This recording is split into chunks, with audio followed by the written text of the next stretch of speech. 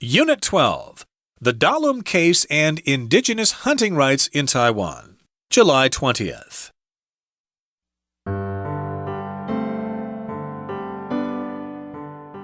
In July 2013, Dama Dalum, a Bunon man in Taidong County, went hunting in the mountains to get some fresh meat for his 92-year-old mother. Dalum successfully bagged a deer and a goat, but after the hunt, he was arrested on charges of poaching and illegal weapons possession. A year later, Dalum was found guilty of both charges and sentenced to 3.5 years in prison. His lawyers appealed the Taidong District's court's decision twice, but the Supreme Court ruled against the appeals. Dalum was slated to report to prison on December 15, 2015. Nevertheless, believing he didn't do anything illegal, Dalum chose to wait at home with his mother for the authorities to collect him.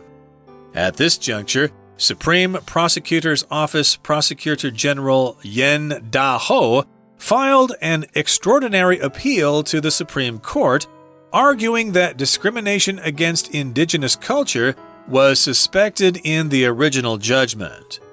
Dalum's sentence was suspended pending the appeal.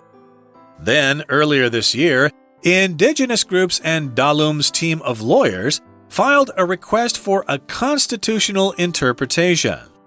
They asserted that there is a conflict between the Indigenous Peoples Basic Law and the Wildlife Conservation Act, the law under which Dalum was sentenced to jail. While the Basic Law states that indigenous people may hunt wild animals as long as it is for traditional culture, ritual, or self-consumption, the Conservation Act confines their hunting to traditional culture and ritual only, excluding the right of self-consumption.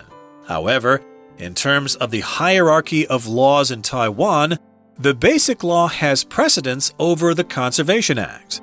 Therefore, the lawyers maintained that the ruling involved an unreasonable application of the law.